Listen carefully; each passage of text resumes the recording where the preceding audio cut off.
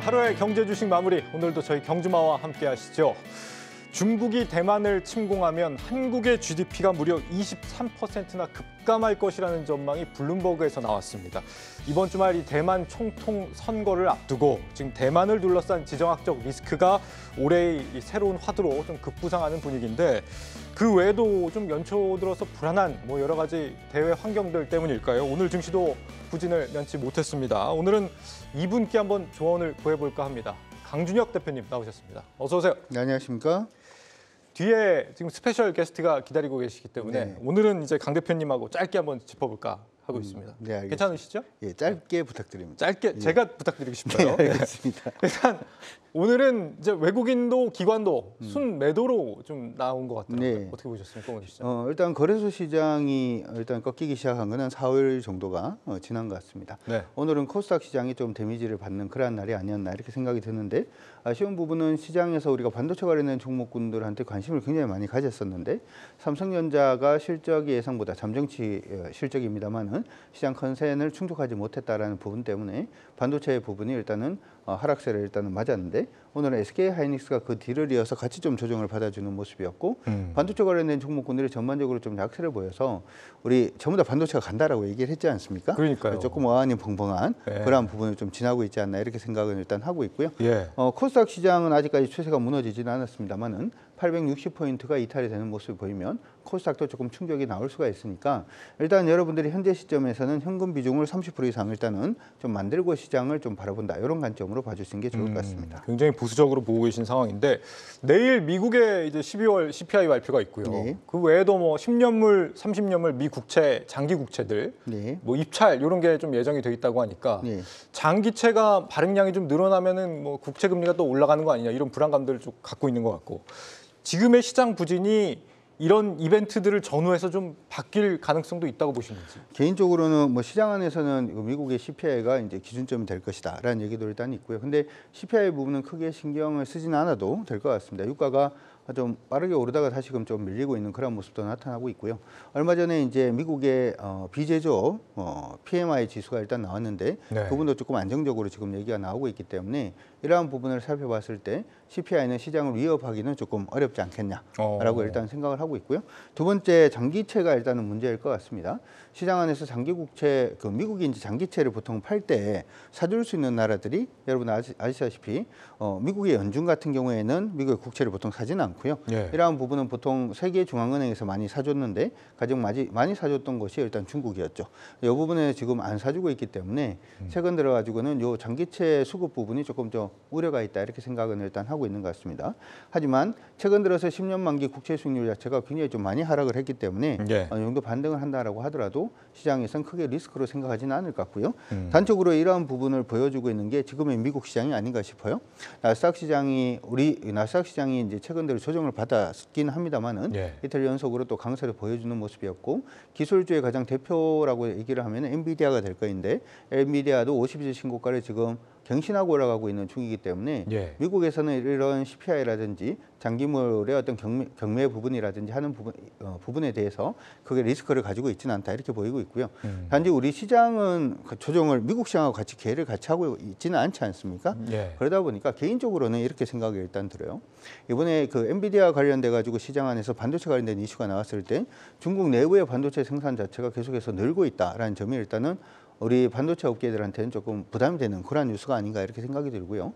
우리나라 시총 상위 종목군들 중에서 그래도 반도체가 좀 많이 포진이 되어 있는데, 예. 중국이 경기가 살아난다라고 하더라도 이전처럼 중국 내에서 반도체를 많이 팔 수 있을까라는 우려로 이 부분이 좀 전이가 되면서 시장이 조금 조정을 받고 있지 않나, 이렇게 생각이 들기 때문에 지금은 우리나라 시장의 변곡점은 CPI라든지 아니면은 미국 장기물의 경쟁 입찰이라든지 하는 부분은 아닌 걸로 저는 개인적으로 생각하고 있습니다. 중국 쪽 변수가 좀 있을 예. 것이다, 이런 보시는 건데, 중국이 확실히 좀 변수로 지금 떠오르는 것 같습니다. 첫 번째는 이번 주말 대만 총통 선거예요. 예. 친미인 민진당, 그리고 예. 친중 성향인 국민당. 예. 지금 1, 2위 후보들이 완전 박빙이라고 얘기를 들었는데, 네. 어느 쪽이 되든 간에 우리한테는 굉장히 리스크 아닌가요? 일단은 미국 편을 더 많이 든다 그러는 경우에는 중국에서 가만히 있으려고 하지는 않을 것 같고요. 네. 시장 안에서는 일각에서 지금 이미 미국의 전선 자체가 지금 두 개로 벌어져 있잖아요. 우크라이나 전도 있고 이스라엘 전도 있다 보니까 이 두 개로 일단은 벌어져 있는 상태에서 전선이 3개, 4개가 늘어나기 시작하면 미국도 대응하기가 힘들 것이다. 그렇기 때문에 어떻게 보면 이 전쟁이 끝나기 전에 중국이 행동을 취하지 않을까 뭐 이런 무서운 얘기들도 있습니다. 안 그러길 바랍니다. 네. 안 그러길 바라고요. 중국이 정신을 차려야 되겠죠. 그러면 안 된다고. 두 번째 부분에서는 이게 중국 친중 쪽으로 간다라고 하더라도 미국에서는 또 가만히 있지 않으려는 노력 그렇죠. 자체가 일단 보일 거기 때문에. TSMC 어떡합니까? 그러니까요. 어느 쪽으로 가든지 간에 일단은 뭐 미국 쪽으로 붙는 쪽으로 가면 이전하고 크게 다를 건 없을 것 같고요. 그래요. 중국 쪽으로 붙으면 미국의 이제 네. 그 주판이 약간 좀 바빠지지 않을까 이렇게 생각은 일단 하고 있고요. 방금 TSMC 말씀해 주셨는데 사실 여기에 대한 얘기는 작년, 재작년부터 나왔던 것 같아요. 미국이 중국의 이제 반도체 산업, 첨단 반도체 산업을 계속 규제를 하고 있는데 알고 보면 TSMC만 먹으면은 거의 게임 끝나는 거 아니냐. 사실은 그렇죠. 그게 사실이죠. 네. 그러한 부분에 얘기가 나오다 보니까 사실 TSMC 같은 경우에도 미국 내에 공장을 짓는다든지 아니면은 일본 내에 공장을 짓는다든지 그래서 요즘 일본이 제조업이 다시금 살아나고 있다 이런 얘기가 지금 나오고 있는데 예. 이러한 부분의 역할이 아닌가 이렇게 생각이 들고요. 개인적으로는 일단 뭐 어떻게 됐든지 간에 전쟁이 나지 않는다라고 생각을 하면 일단 해프닝 정도로 끝나지 않을까 싶습니다. 만약에 친중 성향 쪽의 후보가 된다라고 한다면은 그걸 대비해서 어느 정도 미국에서 이제 TSMC와 좀 공조가 있었을 것이다. TSMC의 그런 기업 미국 공장이라든지, 공장들이 예. 이제 미국이나 일본으로 가 있는 게 어느 정도 보험 성격이 있을 것이다 이렇게 예, 보시는군요. 저는 개인적으로 그렇게 생각을 하고요. 사실 이제 TSMC를 일각에서는 우리 저번에 들어오기 전에 일각에서는 그런 얘기를 하기도 합니다. 그럼 TSMC를 포기하고 삼성전자로 완전히 몰아주는 거 아니냐? 그러니까 뭐 삼성 이렇게도. 파운드리가 반사이익을 보는 게 아니냐. 이제 그러기에는 캐파가 아직까지는 좀 적고요. 삼성전자가 사실은 이제 우리가 3나노 공정에서 TSMC보다 우리가 앞섰다 뭐 이런 얘기들을 많이 하는데 네. 시스템 반도체에서는 공정 앞선 거는 그다지 중요하지 않아요. 이거는 D램에서는 공정이 앞선 게 중요한데 시스템 반도체 부분에서는 그걸 해봤냐 안 해봤냐가 중요하거든요. 그렇기 때문에 TSMC를 우리가 완전히 대체하기는 아직 좀 빠르다 이렇게 네. 말씀을 드리고 싶습니다. 지금 우리 정부는 대만 독립 쪽을 좀 지지하는 입장에 가깝다고 할 수 있는데 만약에 이번 선거 결과에 따라서 뭐 무역 형태라든지 뭐 이런 부분들이 달라질 수가 있겠습니까? 중국과의 우리 대척점에 있는 부분들이 좀 있잖아요. 근데 사실 이런 부분을 우리가 생각을 할 때 중국 쪽의 통상 무역이라든지 하는 부분이 지금 좀 많이 줄어들었죠. 이건 네. 어떻게 보면 중국과 한국 간의 관계가 안 좋아져서 그렇다라고 하기보다는 중국 경제가 워낙 좀 별로 좋지 않다 보니까 수출 자체가 좀 감소하는 그런 모습이 일단 보이고 있습니다만은 여전히 중국을 홍콩 포함해서 보면은 거의 20%가 넘거든요. 어떻게 보면은 중국하고 미국하고만 대처를 해보면 비슷하네라고 생각을 할 수도 있습니다만은 홍콩은 자치구입니까 아니면 중국 겁니까? 중국 거잖아요. 어떻게 네. 보면 중국 공산당이 어떤 지위를 받고 있다 이렇게 생각을 할 수가 있기 때문에 그러면은 대만을 밀어주기 위해서 전체 우리가 글로벌 교육 중에서 23% 정도를 차지하고 있는 중국을 버릴 거냐라고 생각을 해보면 그건 아니지 않습니까? 그래서 정치적인 시효는 정치적으로, 경제적인 거는 경제적으로 좀 생각을 할 필요가 있지 않을까 싶습니다. 예, 이 친미 성향의 민진당 그 후보가 기존 그 집권당 그 총통보다도 강성이다 이런 얘기를 하니까 너무 큰 마찰이 있지는 않았으면 그런 바람이 듭니다. 두 번째는 중국의 이커머스 플랫폼 공급 관련된 얘기인데요. 네. 지금 테무라는 기업이 파죽지세다. 그래서 아마존과 거의 막 엇비슷할 정도로 미국에서 인기가 많다고 그러고요. 네. 전 세계적으로 뭐 쉬인, 알리익스프레스 뭐 이런 이커머스 플랫폼들, 중국의 초저가 플랫폼들이 우리나라 지금 해외 직구 1위 대상국이 뭐 미국에서 중국으로 바뀔 정도로 엄청 지금 뜨겁다고 하는데 이 부분 좀 눈여겨봐야 되지 않을까요? 어떻게 보세요? 저는 이게 주식을 하던 사람이라서 그런지 모르겠습니다만은 이걸 경제적으로 어떻게 풀 생각은 별로 없고요. 네. 만약 그러한 부분이 현재 현상으로 일어나고 있을 때는 어떤 종목에 조금 더 관심을 가져야 될지에 대해서 여러분들이 좀 보시면 어떨까 이렇게 생각이 듭니다. 사실 이제 이 얘기 자체도 이전에 한번 나온 것 같아요. 이제 우리나라의 이제 해외 직구, 특히 이제 중국 쪽의 직구가 좀 더 빨리 일어나다 보니까 소위 말해서 이제 우리 가격 관련돼서 결제 플랫폼이라든지 하는 부분에 대한 얘기들이 일단 있었고요. 만약에 이제 중국 쪽 그 부분의 플랫폼을 한번 생각을 해본다면 첫 번째로 봐야 되는 부분은 결제 플랫폼 쪽으로 먼저 관심을 일단 가져주시는 게 어떨까 이렇게 생각이 들고요. 결제 플랫폼. 예, 한쪽에서는 지금 중국 쪽의 물류가 좀 많이 증가를 하면서 최근에 홍콩하고 미국 쪽으로 항공 운송 관련된 부분이 7월 달까지만 하더라도 4.9불 정도, 4.1불 정도 수준이었는데 네. 작년 12월 같은 경우에는 이게 거의 7.9불 수준까지 올랐습니다. 4불대에서 7.9불까지 올랐다면 거의 50% 가까이 단가가 올랐다는 얘기잖아요. 그러다 보니까 지금 항공운송 쪽 같은 경우에는 기존에 있던 그 코로나 이전보다도 거의 한 11% 정도 더 출하량이 증가를 했다 이렇게 지금 얘기를 하고 있고요. 예. 이런 얘기를 생각을 해보면 우리가 이쪽 물량이 늘어나는 게 어떻게 될지를 생각을 하기보다 항공 물류가 좋구나.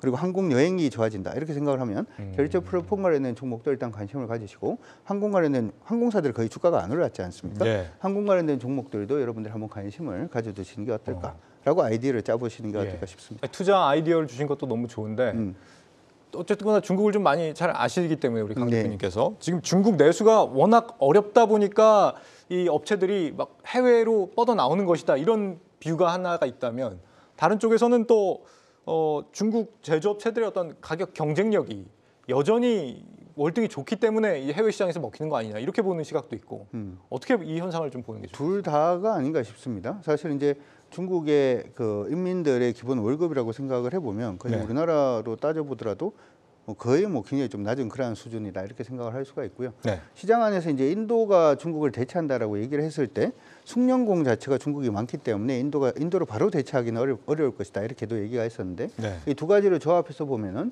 중국은 여전히 임금이 낮은 상태에서 숙련공이 많다 이런 얘기가 되기 때문에 충분히 경쟁력은 있다 이렇게 봐줄 수는 있을 것 같고요. 네. 단지 이제 우리가 중국산이라고 생각할 때 아마존을 지금 따라잡는다라고 얘기를 했는데 아마존은 물건이 비싸도 좋은 물건을 사는 거고 지금 알리바바가 됐든 테무가 됐든 이쪽은 질이 낮은 물건을 사는 거기 때문에 네. 그냥 싼 맛에 산다 이렇게도 봐줄 수가 있을 것 같습니다. 그렇기 때문에 이 경쟁 상대다 이렇게 생각은 하고 있지는 않고요.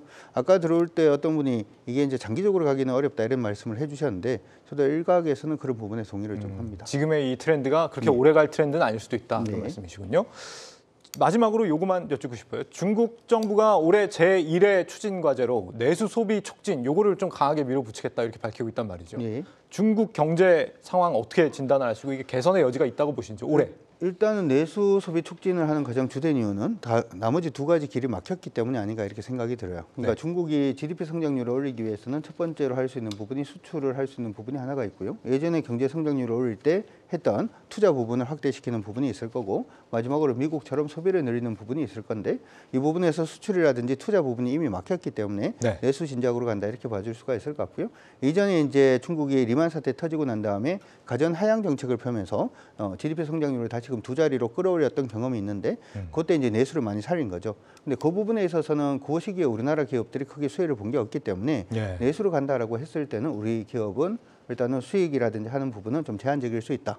기대할 게 크게 많지는 않겠다. 이렇게 설명해 드릴 수 있을 것 같습니다. 알겠습니다. 강 대표님과는 여기까지 듣죠. 역시 밀도 높은 분석은 강준혁 대표님과 함께하는 게 최고였습니다. 잘 들었습니다. 예, 고맙습니다.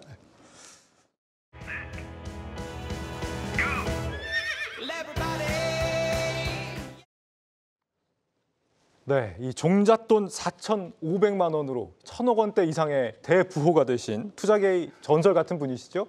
주식농부 스마트인컴 박영옥 대표님 스튜디오에 모셨습니다. 어서 오세요. 네, 안녕하세요. 반갑습니다. 이 슈퍼개미라는 호칭보다 아무래도 좀 주식농부라는 표현을 좀 더 선호하신다 이렇게 들었습니다. 어떤 이유 때문이세요? 저는 이제 슈퍼개미가 아닙니다. 슈퍼개미가 아니시라고요? 예, 주식 투자에서 성공한 사람들을 이제 슈퍼개미라고 얘기하는데 슈퍼개미라는 얘기는 왠지 좀 이렇게 투기적 거래를 통해서 일시적으로 돈 번 사람이라고 생각을 들고 해서 저는 이제 우리 경기의 어떤 호불호에 관계없이 지속적으로 이렇게 투자를 해주는 그 주식농부에 이렇게 3월 이렇게까지 살아왔습니다. 사실 이제 그 우리 증권 시장에서 그 일반 투자가들이 이렇게 돈을 벌기라는 게 쉽지 않지 않습니까? 여러 가지 이제 기관이나 외국인들에 비해서 어려운데 그래서 이 어려운 과정에서 그렇게 성공한 사람들을 슈퍼개미가 아니라 라이언 킹으로 이렇게 불러달라. 그래서 그 전에 그 이제 송재 사장님과 이게 더불어서 한국경제 TV도 슈퍼개미가 아니라 개미가 아니라 라이언 투자자라는 얘기들을 지금 하고 있죠. 맞습니다. 저희가 캠페인도 많이 벌이고 했었는데 그거를 또 박영욱 대표님께서도 예, 강조를 하고 그렇습니다. 계시군요. 예. 알겠습니다. 처음 전업 투자자로 데뷔하셨을 때가 한 2001년 예. 그 정도니까 나이가 언제 정도의 전업 투자자를 처음 하신 거죠, 그러면? 저는 이제 자본시장과 거의 뭐 88년도부터 제가 이제 증권 시장하고 이제 인연이 돼서 네. 함께 해오다가 2001년도 이제 9.11 테러가 나면서 이제 제가 이제 전업 투자자로 전향해서 지금까지 이제 투자를 지금 해오고 있습니다. 한 23년 정도 전이라고 하니까 30, 40대 정도 때 아니 전업 그렇지 투자자 않습니다. 아니십니까? 그때가 이제 마흔이었습니다. 아, 40이셨어요? 예, 예. 이거는 우리 시청하고 계신 시청자분들 입장에서도 희망을 좀 가져볼 만한 그렇습니다. 얘기가 아닐까 싶은데 요거는 뭐 잠깐 막간을 이용해 질문을 드리자면 예. 1,000억 원대 자산가가 되시면 기분이 좀 어떠십니까? 이게 제가 뭐 영원히 돼볼 일이 없기 때문에 여쭤보는 건데. 왜 뭐 누구나 다 이렇게 그 꾸준히 이렇게 투자를 하고 이러면은 누구나 저는 될 수 있다라고 봅니다. 저도 뭐 애초에 가진 게 없었으니까요. 네. 어떻게 보면 뭐 저 같은 경우는 굉장히 운이 좋았던 거죠. 그런데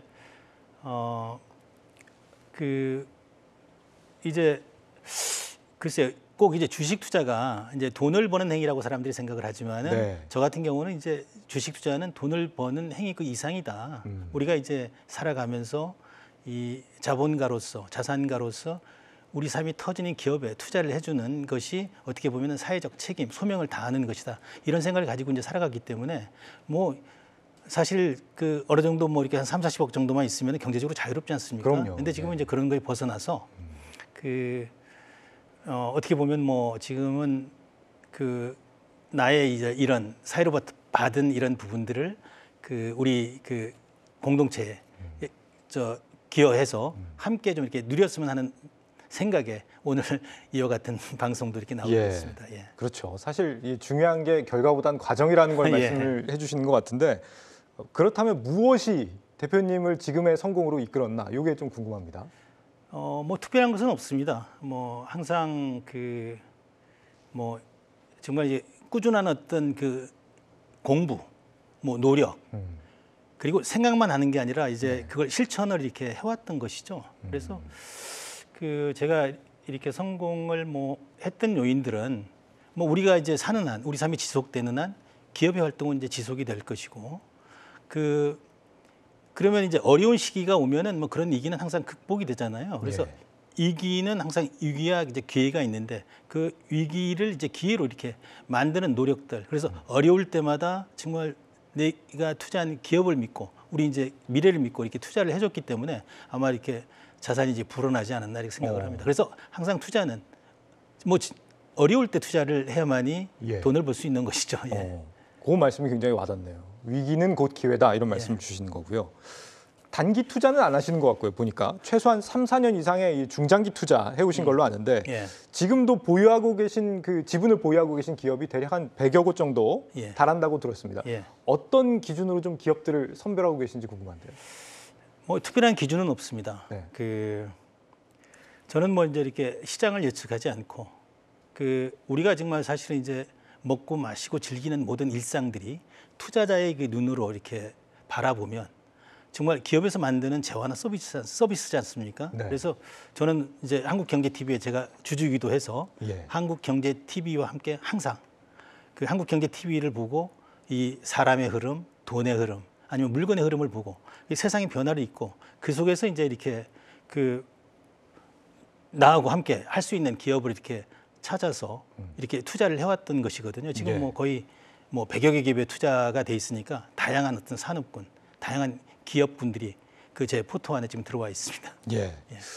요즘 시장에 대해서는 좀 어떻게 보고 계십니까? 지금 뭐 40년 가까이 거의 시장을 봐오셨기 때문에 뭐 갖가지 경제 상황들을 사실 다 경험해 보셨을 것 같아서 뭐 지금 사실 이제 금리 인상기의 어떤 끝자락에 와 있고 요즘에 올해 들어서 기업들의 실적 같은 걸 보면은 좀 어려워지고 있다는 게 확실히 좀 체감이 되는 상황이거든요. 시장이 지금 뭐 버틸 수 있을 것인가 걱정들도 많은 상황인데 좀 어떻게 보고 계신지 올해는? 지금 이제 우리가 굉장히 지금 어려운 지금 그 상황이고 어려운 시기라고 생각을 합니다. 그래서 어쨌든 우리가 이제 인터넷이 세상을 지배하면서 그 세계의 어떤 그 독자적인 경쟁력이 없으면 설 수가 없는 생존할 수가 없는 그런 시대에 살고 있습니다. 어떻게 보면은 승자 독식 시대에 살고 있거든요.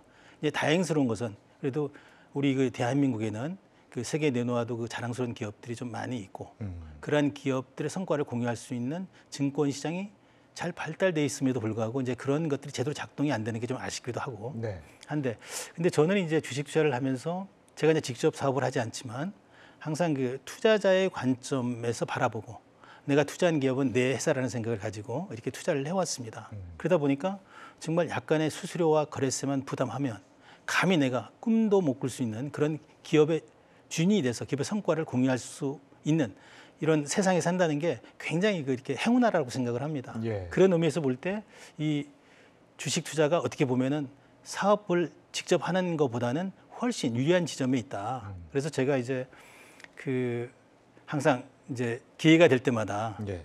주식은 역시 이제 이렇게 사고 팔고 해야 돈을 벌 수 있지만 결국은 이제 평생 이 동행할 수 있는 기업 서너 개만 찾으면 노후에 경제적으로 자유롭게 살 수 있다라는 말씀을 이렇게 드립니다. 예.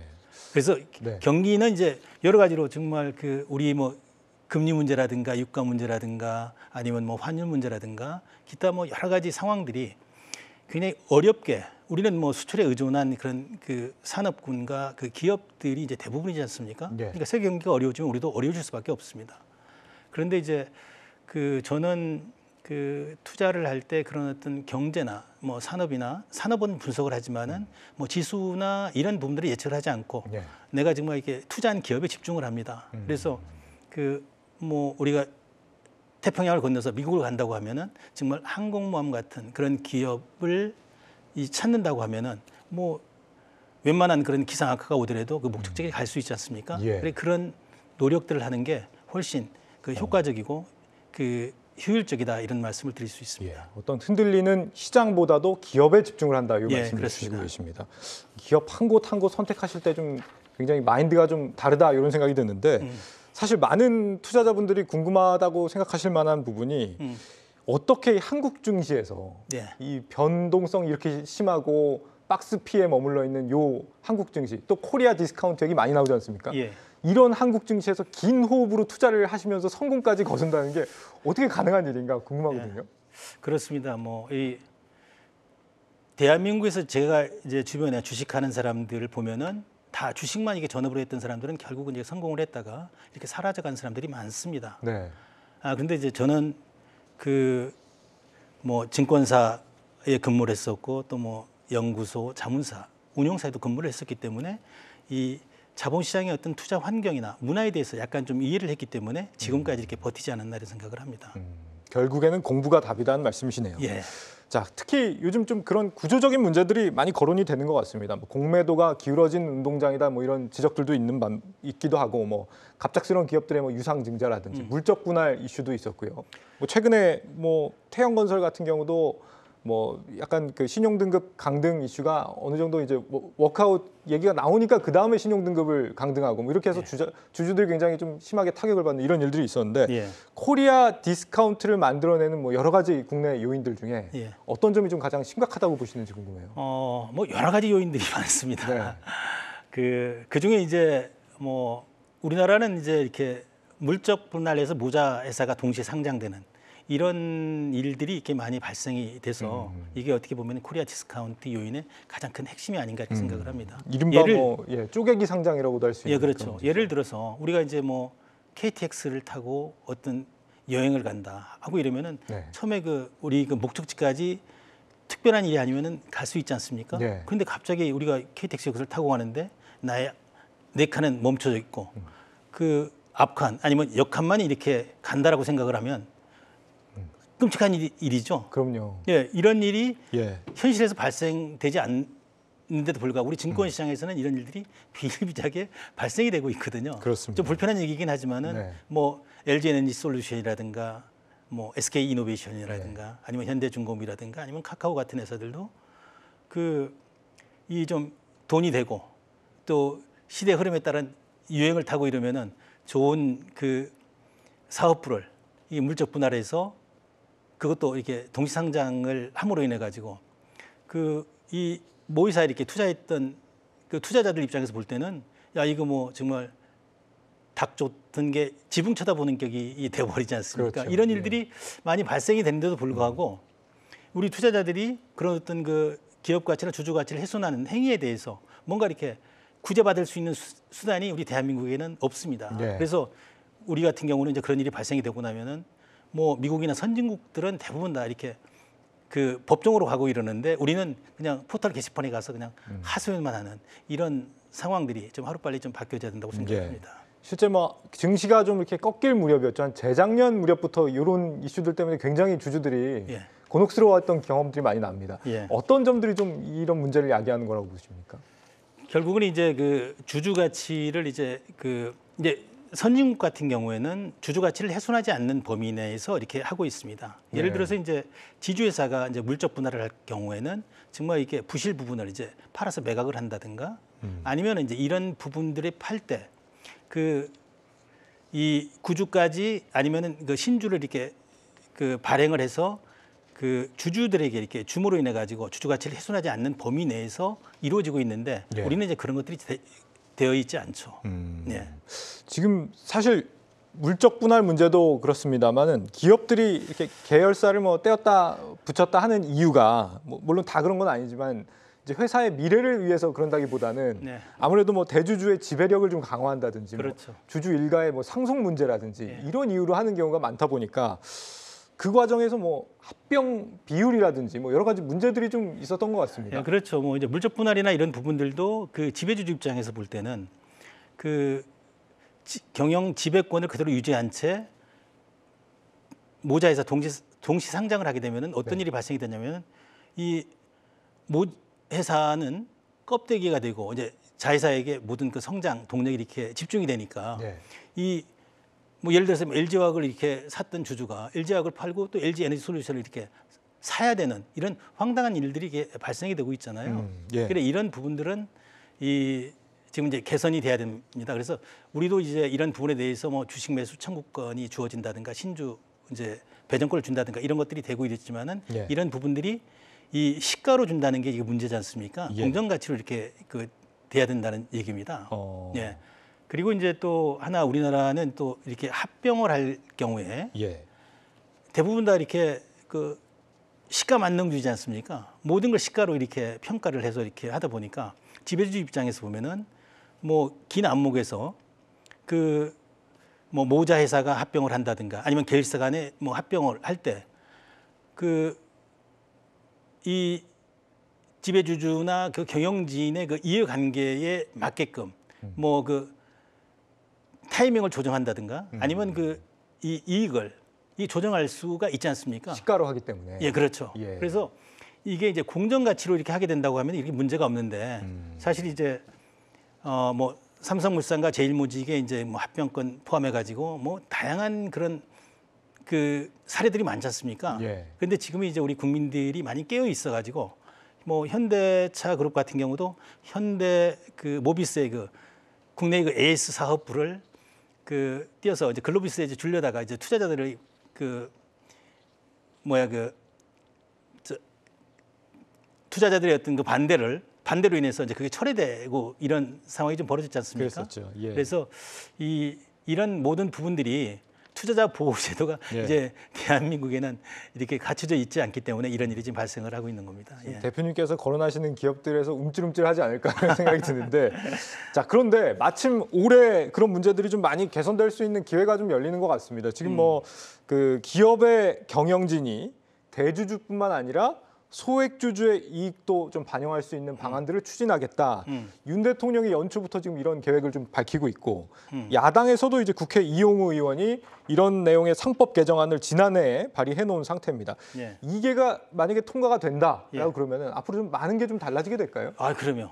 이번에 이제 저도 이제 크게 그 윤석열 정부에 크게 기대를 거는 게 네. 과거에 비해서 증권 시장에 대한 굉장한 관심을 가지고 있고 지금 그 정부에서 이렇게 추진하는 그 방향들이 뭐 제가 생각하는 방향과 정말 이렇게 아주 일치돼서 정말 또 앞서서 이렇게 가는 걸 봐서 저는 굉장히 크게 희망을 가지고 있습니다. 네. 이제 그 요인이 우선 뭐 작년에 이제 그 대주 조건도 이렇게 예. 양도세 완화. 50억으로 예. 이렇게 그 완화가 되고 그리고 또 뭐 금년 또 신년에 증권거래소에 이렇게 오셔가지고 신년사에서 정말 코리아 디스카운트를 해소하겠다. 이 규제를 혁파하고 그다음에 소액주주의 그 이익을 그 도모하기 위해서 그 상법 개정을 이렇게 천명을 했습니다. 네. 물론 이제 그 민주당의 그 이용호 의원과 박주민 의원이 상법 382조 3항에 대해서 회사는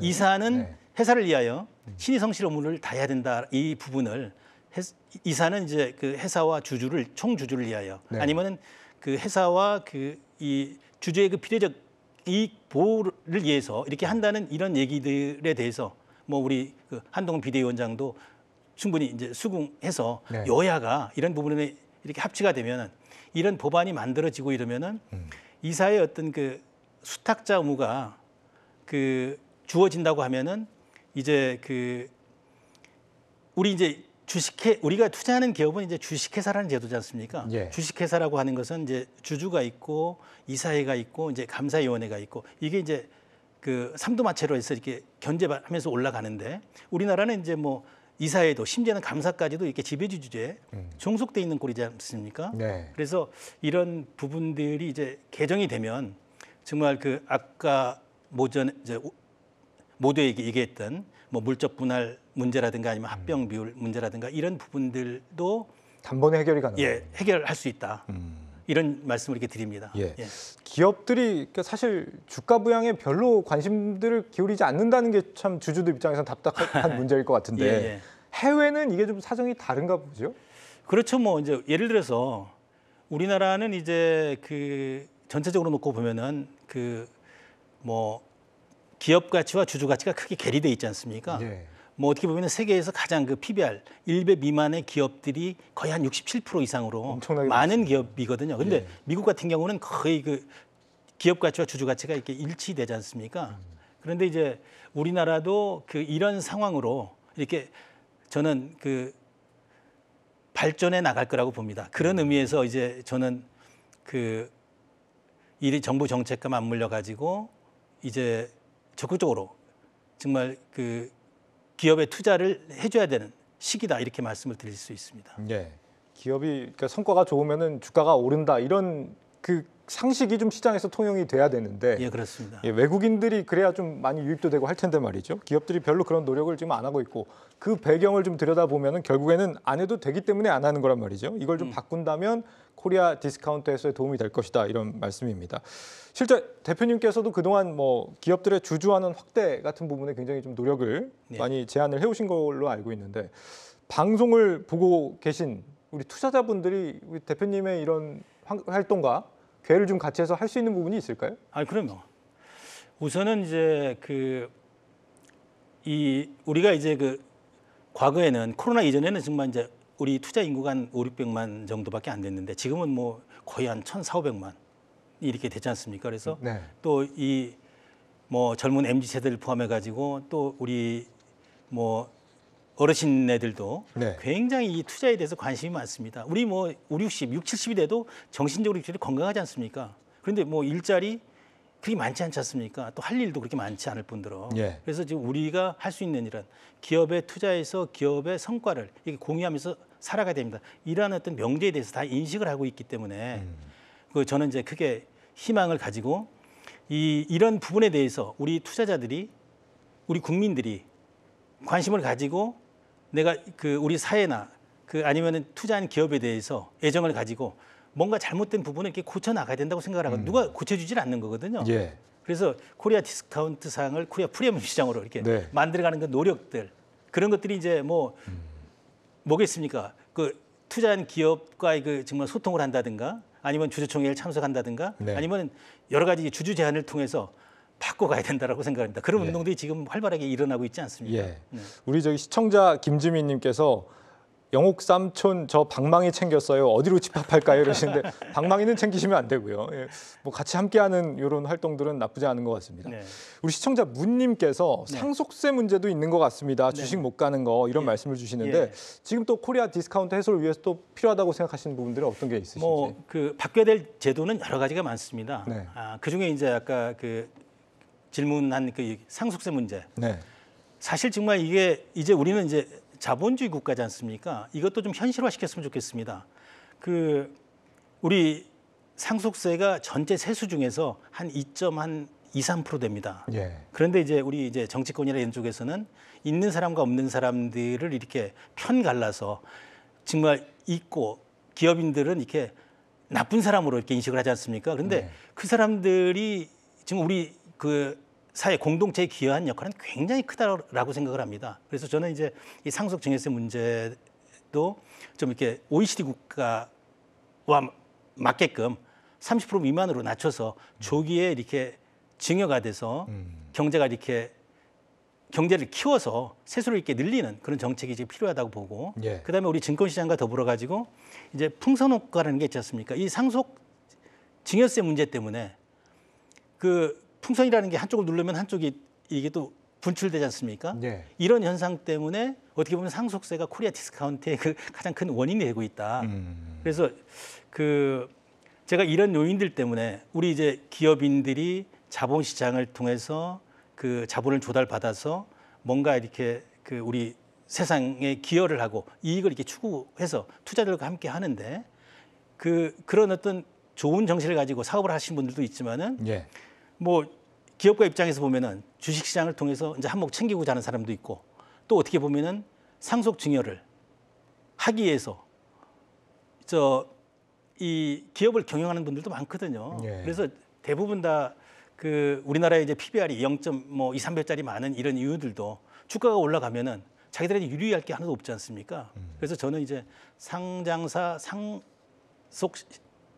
시가평가 제도, 이것을 이제 순자산 가치나 그 공정 가치로 이렇게 평가를 하게 되면은 지수 저는 뭐 5천 이상은 간다라고 생각을 합니다. 예. 예. 상속세도 있지만 뭐 대주주 양도세 완화 여기에 대한 생각도 저는 궁금하고, 예. 이번에 이제 윤석열 정부에서 그 대주주 그 양도세 완화를 이제 그 50억까지 이렇게 했지 않습니까? 예. 저는 이건 대단하다고 생각을 하거든요. 우리나라 증권 시장이 그동안에 뭐 그 10년을 놓고 보면은 예. 그 미국은 뭐 연 그 12% 이상을 성장을 했고, 그 뭐 우리 가까이 있는 대만도 뭐 8% 이상, 그다음에 중국이나 일본도 그 5, 6% 이상씩 성장을 했습니다. 10년 동안. 근데 우리 대한민국은 2% 미만, 1.9%밖에 성장을 못 했거든요. 매년.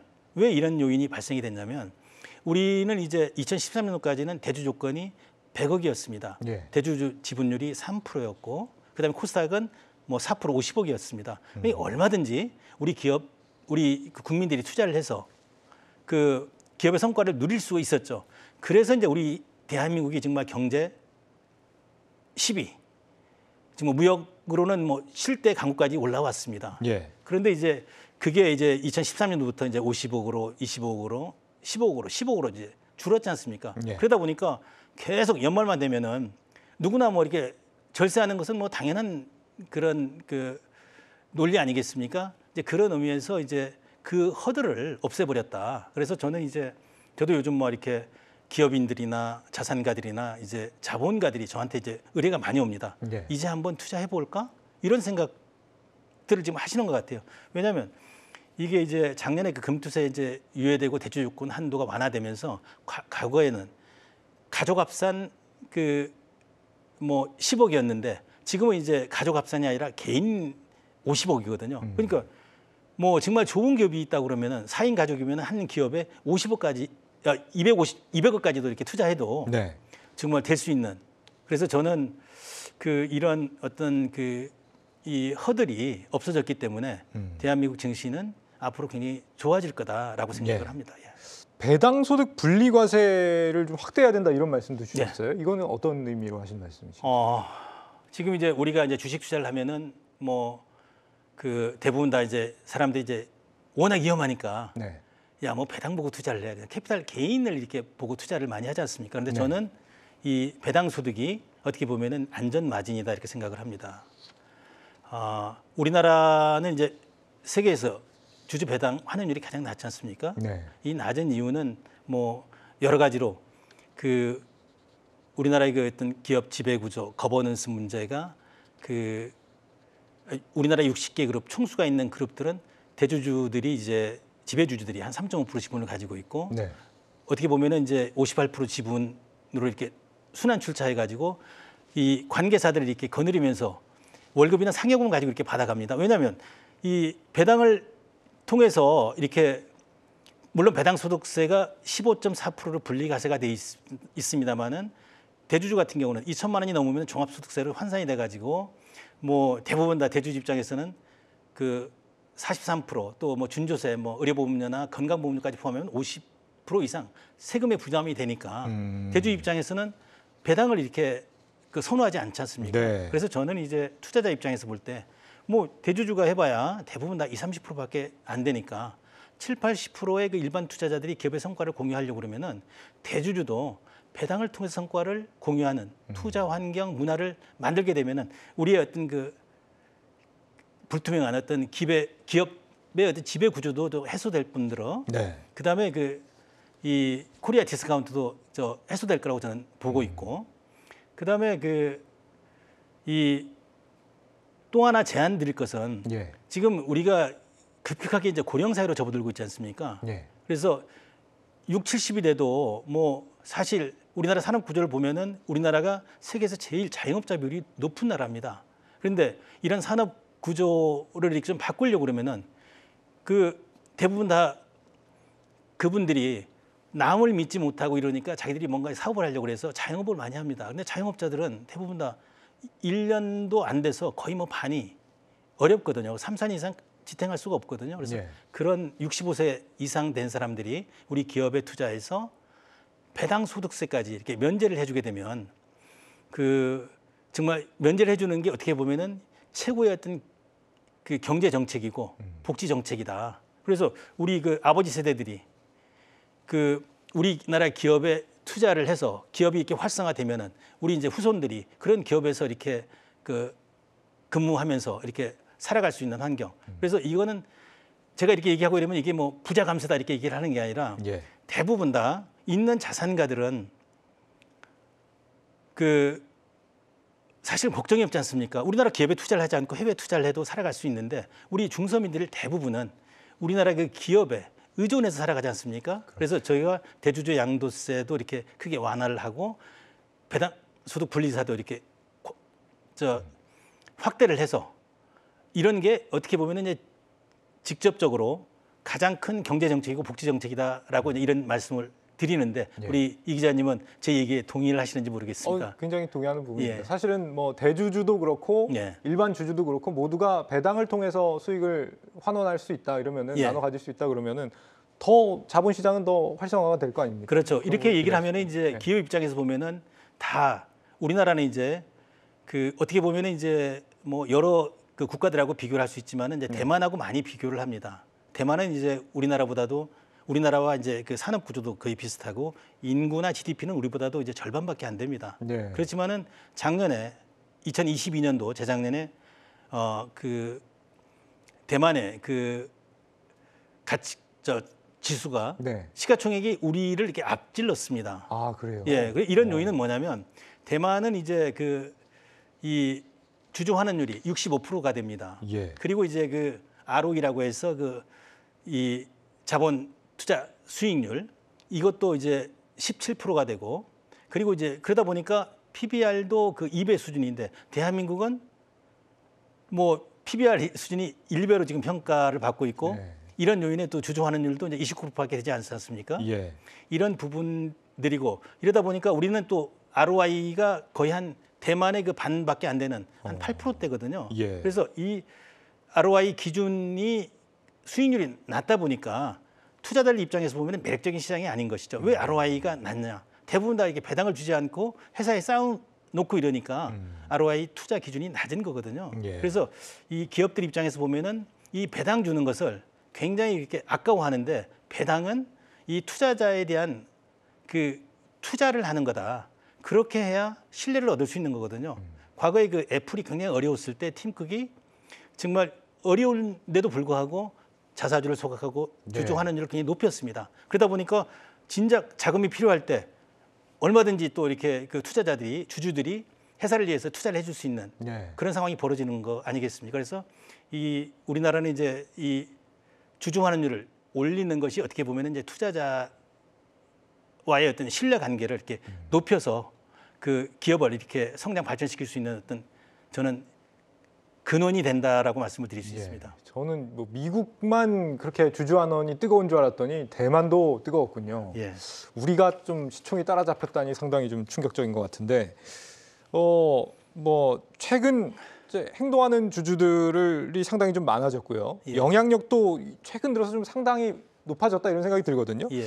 정부가 뭐 거기에 따라서 정책을 바꿀 정도니까요. 대표님도 주주 행동주의 활동을 앞으로도 계속 해나가시겠죠? 어떤 계획을 좀 갖고 계신지 궁금해요. 뭐 이제 주주 행동주의라고 이렇게 얘기하고 이러면 굉장히 불편하거든요. 네. 당연히 이제 주식 투자라고 하는 것은 기업의 주인이 돼서 기업의 성과를 이렇게 공유하는 것입니다. 저의 어떤 그 농심 투자라고 하는 것은 이 기업에 투자해서 기업이 잘 될 수 있도록 도와주고 응원하고 성원하면서 이제 기업의 성과 이제 캐피탈 게인이 됐던 네. 배당을 이렇게 그 함께 공유하는 거거든요. 그런 의미에서 볼 때 이 주주들이 관심을 가지고 그 기업이 제대로 이렇게 건강히 가는지 항상 이 견제하고 감시를 좀 해야 된다라고 생각을 하거든요. 네. 그런 의미에서 이제 최근에 이제 뭐 주주총회가 굉장히 이렇게 활성화돼야 된다고 보는데 우리는 이제 주주총회가 그게 활성화 안 되지 않습니까? 네. 이 주식회사라고 하는 이 정제된 제도는 이 뭔가 이렇게 뜻을 모아서 함께 우리 사회 공동체에 기여를 하고 이익을 추구하는 집단이기 때문에 이 자기가 주인인데도 불구하고 주인인지를 모르고 단순히 그냥 이렇게 증권시장에 나와 있는 시세판에 나와 있는 시세만 보고 이렇게 사고 팔고 하는 그런 행위로 많은 사람들이 인식을 하고 있지 않습니까? 절대 예. 그런 게 아니거든요. 그래서 뭐 최근에 이제 정부의 어떤 정책 방향과 더불어서 우리의 어떤 그 이 투자 환경이나 문화도 좀 이렇게 바뀌어지지 않을까 생각을 합니다. 예. 투자는 올해 혹시 어떤 식으로 해나가실 계획이신지? 아까 이제 그 주주총회 그 활성화가 더불어서 예. 이제 그 최근에 이제 우리가 디지털 시대지 않습니까? 그 전자투표제가 지금 전면적으로 지금 이제 아마 실시가 돼야 되는데 예. 이게 그 기업의 어떤 선택 사항이지 않습니까? 예. 근데 이제 특별한 경우는 이 의무 사항으로 이렇게 참여를 이렇게 했으면 좋겠다는 생각이 바뀌어지면 좋겠다는 생각이 듭니다. 네. 예, 저는 뭐 투자라고 하는 것은 뭐 평생 할 겁니다. 예, 제가 뭐 돈이 일하게 하는 거지 않습니까? 예. 네, 그래서 그 아까 저도 이제 40 이전까지는 정말 열심히 그 기업에서 활동을 했고 40 이후에 이제 불혹의 나이에 그 이 투자를 해서 지금은 그래도 이제 경제적으로 자유롭게 살 수 있지 않습니까? 예. 그래서 이 방송을 이렇게 그 시청하시는 분들께서도 늦지 않았습니다.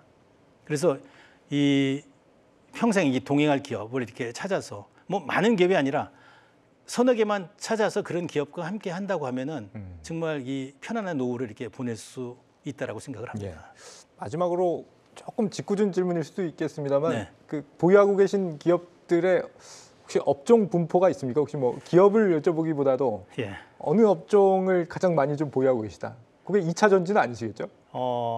뭐 대부분 다 이제 전 섹터에 그 다 이렇게 그 포함이 돼 있다라고 봅니다. 뭐 2차 전지도 물론 있고 직접적인 뭐 2차 전지의 또 부품 소재주나 이런 것들이 아니라 네. 그걸로 인해서 이렇게 파생되는 그 기업들, 예를 들어서 뭐 포스코홀딩스라든가 아니면 한국타이어라든가 뭐 이런 기업에 이거 뭐 에코프로나 이런 쪽들은 투자가 돼 있지 않지만 아, 그렇군요. 그리고 뭐 이게 주식 투자라고 하는 게 네.